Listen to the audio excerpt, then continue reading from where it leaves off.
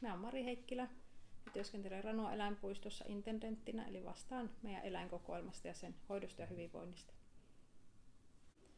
No, EASA on ainut yleiseurooppalainen eläintarhajärjestö, niin on luontevaa olla sitten sen jäsen. Lisäksi me ollaan mukana suomalaisessa epävirallisessa eläintarhojen ja akvaarioiden järjestössä. Ja olisi mahdollista olla mukana myös maailman eläintarhojen ja akvaarioiden järjestössä, mutta meillä on niin pieni eläinpuisto, että meidän hyödyt siitä ei olisi sitten niin suuret kuin tässä EASassa. EASan jäsenyys on maksullinen ja jäseneksi pääsee hakemalla ja tarkastuksen kautta nykyisin. Eli sieltä tulee 3-henkinen kollegio sitten tarkistamaan eläintarhan.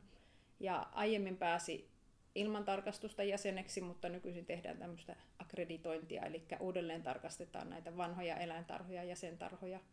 Ja sekä vanhat jäsentarhat että sitten uudet hakevat, jos ne ei heti täytä niitä kaikkia kriteerejä, niin on mahdollista päästä semmoiseksi väliaikaiseksi jäseneksi, kunnes sitten täyttää ne kriteerit, millä siihen jäseneksi pääsee.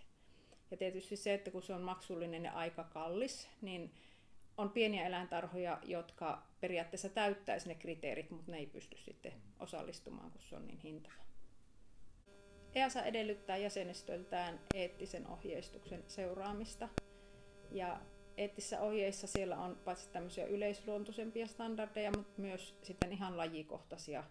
Usealle lajille on tehty lajikohtaiset ohjeet. Ja tietysti siellä standardeissa puhutaan paljon eläinten fyysisten tarpeiden täyttämisestä, minkälaiset tilat tulee olla, miten niitä ruokitaan ja hoidetaan, miten puhtaana pidetään, mutta nykyisin yhä enemmän henkinen hyvinvointi on nousemassa tärkeäksi.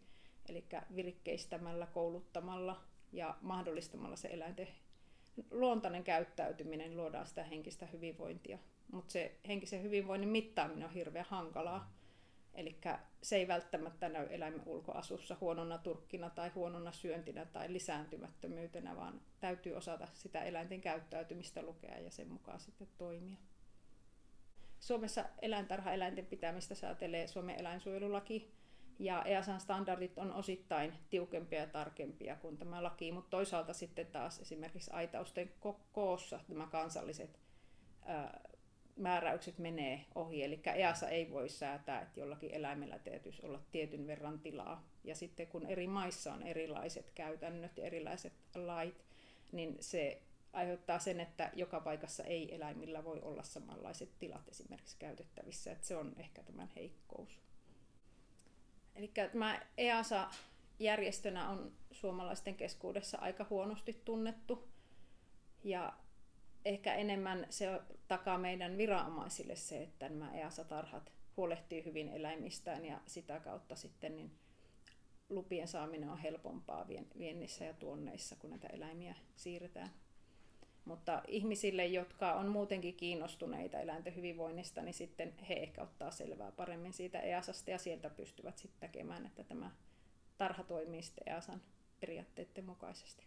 EASan kampanjoihin eri eläintarhat osallistuu hyvin erilaisilla tavoilla. Jotkut tekee paljonkin ja osa tekee vähemmän, eli lähinnä sit jää kyllä asiakkaan itsensä kontolle etsiä aktiivisesti sitä tietoa. Ja ehkä se on juuri se, mitä muut sertifikaatit vois ottaa oppia EASasta, eli ensin täytyy tuoda tutuksi se sertifikaatti tai järjestö, ja sen jälkeen sen avulla pystyy markkinoimaan, kun ihmisille se on tuttu, ihmiset tietää, mitä se tarkoittaa. No, eläinten hyvinvoinnin mittaaminen, varsinkin se henkisen hyvinvoinnin mittaaminen on hyvin hankalaa. Eli niiden kriteerien täytyisi olla hyvin yksiselitteisiä ja tarkkoja. Ei voi sanoa vain, että saa tarpeeksi ruokaa tai on tarpeeksi tilaa, vaan täytyy määrittää, mikä on se tarpeeksi ja minkälaista se esimerkiksi ruoan täytyy olla.